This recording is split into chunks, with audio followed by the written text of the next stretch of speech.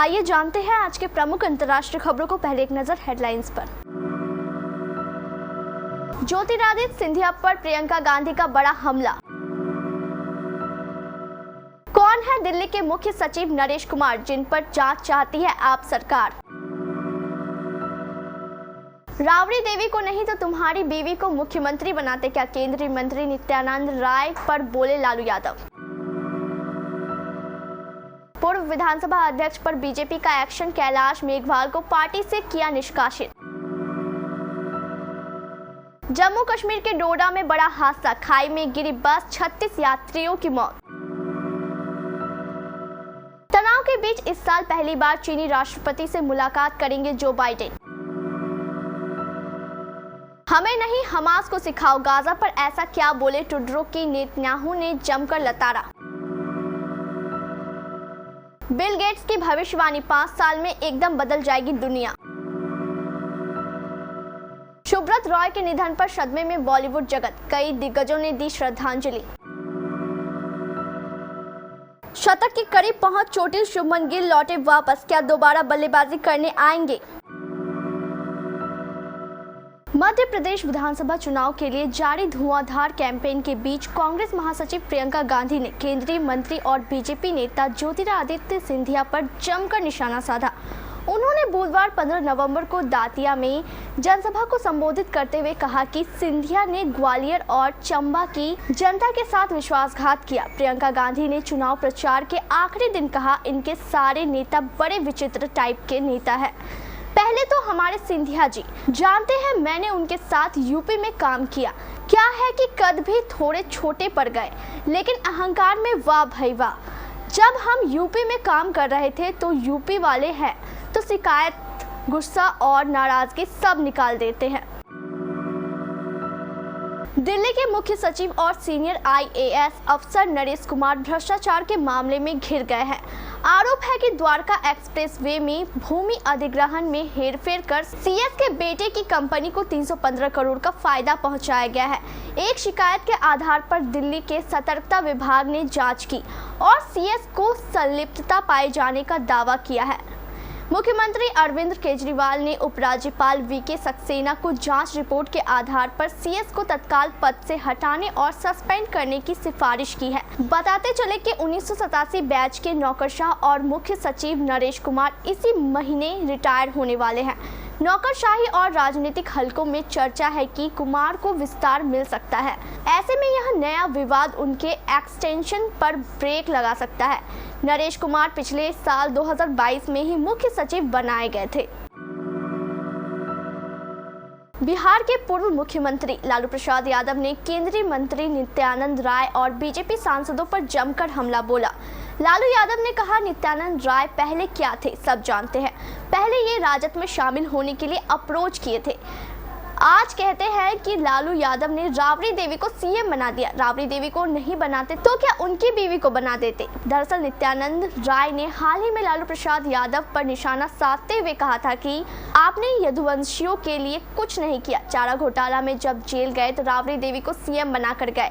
राबड़ी देवी को CM क्यों बनाया, क्यों किसी ग्वाला ग्वालिन बेटी को CM नहीं बनाया। यादव कुल के किसी नेता को क्यों CM नहीं बनाए।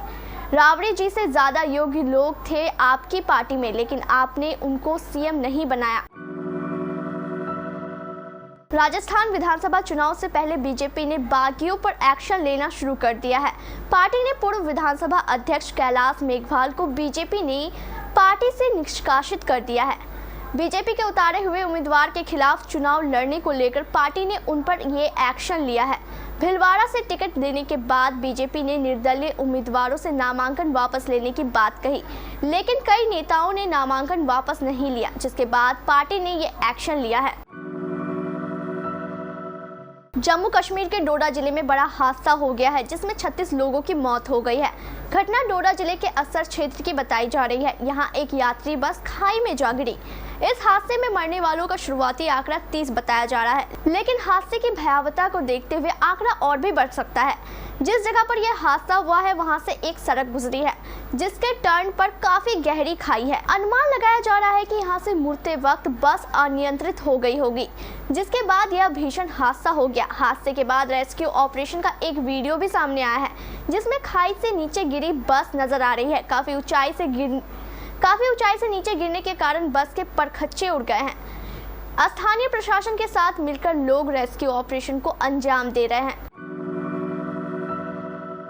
अमेरिकी राष्ट्रपति जो बाइडेन और चीनी राष्ट्रपति शी जिनपिंग ने आज सैन फ्रांसिस्को में आमने सामने बैठकर मुलाकात की। ऐसे में माना जा रहा है कि दोनों नेता अमेरिका और चीन के बीच बढ़े तनाव को कम करने का प्रयास करेंगे।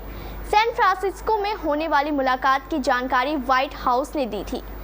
व्हाइट हाउस के राष्ट्रीय सुरक्षा प्रवक्ता जॉन किर्बी ने मंगलवार 14 नवंबर को संवाददाताओं से कहा कि राष्ट्रपति जो बाइडेन और चीनी राष्ट्रपति शी जिनपिंग इस सप्ताह एशिया प्रशांत आर्थिक सहयोग शिखर सम्मेलन के मौके पर मुलाकात करेंगे और संचार को मजबूत करने और प्रतिस्पर्धा के प्रबंधन पर चर्चा करेंगे। किर्बी के अनुसार इस मुलाकात के दौरान इजराइल हमास युद्ध पर भी चर्चा होगी।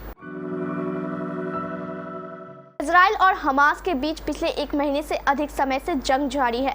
इसी बीच कनाडा के प्रधानमंत्री जस्टिन ट्रूडो की ओर से गाजा पट्टी को लेकर दिए गए एक बयान पर इजरायली पीएम बेंजामिन नेतन्याहू ने ट्रूडो को आड़े हाथों में लिया है। दरअसल हमास की ओर से इजराइल पर किए गए खौफनाक हमले के बाद से ही इजरायली सेना गाजा पट्टी खासकर हमास के ठिकानों पर जमकर बम बरसा रही है। इजरायली सेना की ओर से गाजा पट्टी में जारी कार्रवाई पर टिप्पणी करते हुए कनाडा के प्रधानमंत्री जस्टिन ट्रूडो ने मंगलवार को कहा कि हमास के खिलाफ जंग में इजराइल को संयम बरतने की जरूरत है।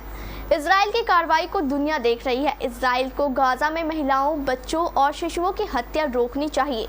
ट्रूडो ने इस बयान पर नेतन्याहू से कड़ी प्रतिक्रिया देते हुए कहा कि नागरिकों को जानबूझकर निशाना इजराइल नहीं बल्कि हमास बना रहा है। हमास ने हजारों यहूदियों के सिर काट दिए और जला दिए।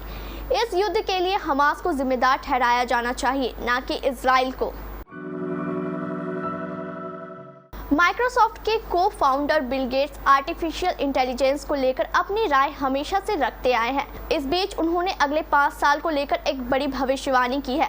बिल गेट्स ने कहा कि आने वाले 5 सालों में हमारी जिंदगी एकदम बदल जाएगी और कंप्यूटर चलाने से लेकर आम कामकाज को करने तक सब कुछ का तरीका एकदम बदल जाएगा।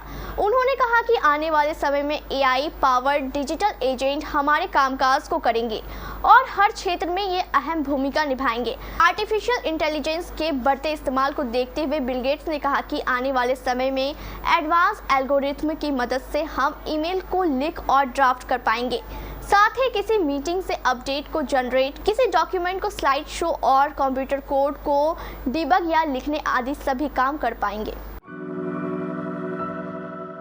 बिजनेसमैन और सहारा इंडिया फैमिली के फाउंडर सुब्रत रॉय का 75 साल की उम्र में निधन हो गया है।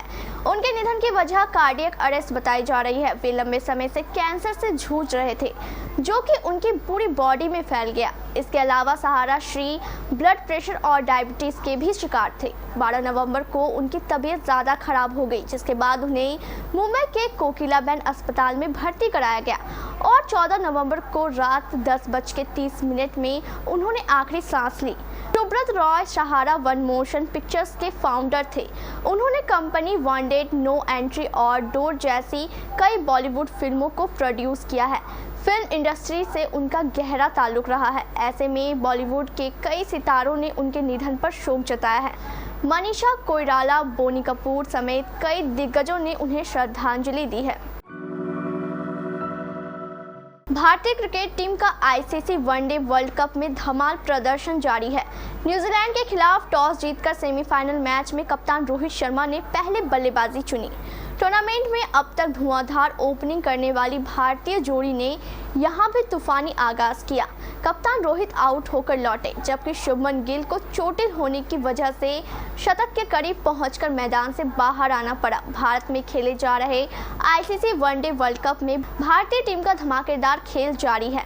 लगातार 9 मैच खेलकर सेमीफाइनल में उतरी टीम इंडिया ने एक बार फिर जोरदार शुरुआत की। महज 29 रन गेंद पर रोहित शर्मा ने 4 चौके और इतने ही छक्के जमाकर 47 रन बना डाले। कप्तान के आउट होने के बाद शुभमन गिल ने हाथ खोले और 50 जमाई। रोहित के जाने के बाद दनादन रन बना रहे इस युवा को 79 रन के स्कोर पर कुछ तकलीफ महसूस हुई और उनको मैदान से बाहर जाना पड़ा।